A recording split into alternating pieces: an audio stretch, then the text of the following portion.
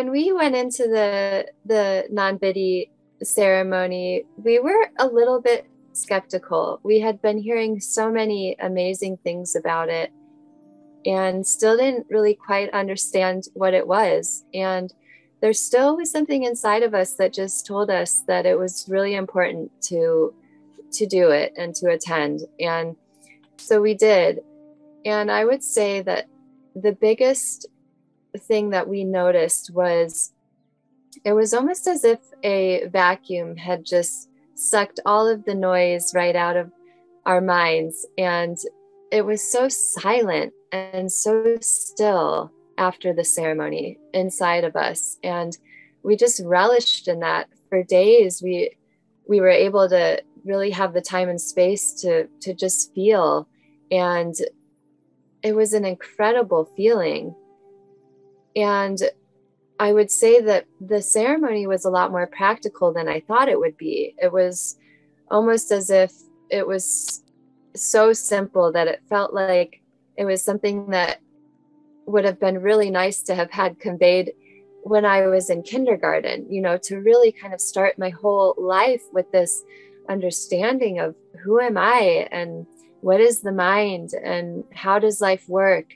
And where is this energy coming from? And how do I call on more when I need it? And all of these questions that unfortunately a lot of people I feel have to seek and search and really so hard to try to find these basic fundamental almost birthright given answers.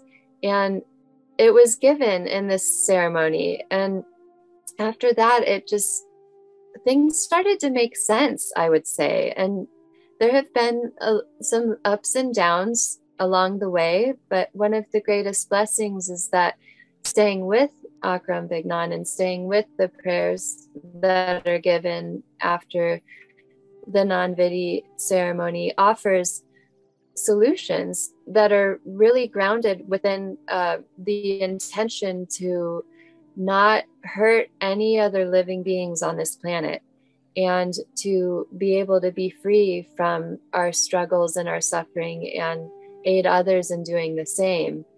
And I think the fact that we're given this step-by-step process after the ceremony, it really lessens the weight that I've felt my whole life on my shoulders around different things about myself that I haven't liked or that have been challenging, such as, having negative thoughts about others, or things that, we sometimes feel ashamed to admit that we feel or that we experience.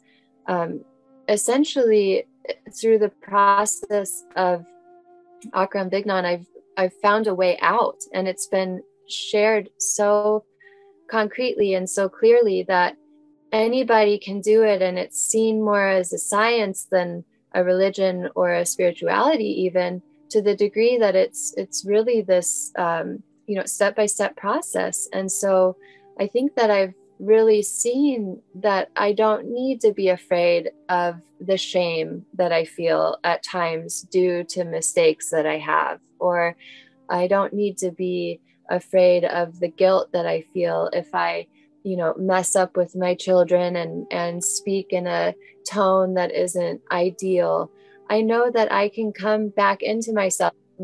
I can apologize, and I can go through this process of saying I'm sorry and separating from the mistake to the degree that I don't even need to justify it anymore. I don't need to defend mistakes as they come up. I can see that it's just learning, and that there's a way to actually see it as a gift because it brings me deeper into what I truly am.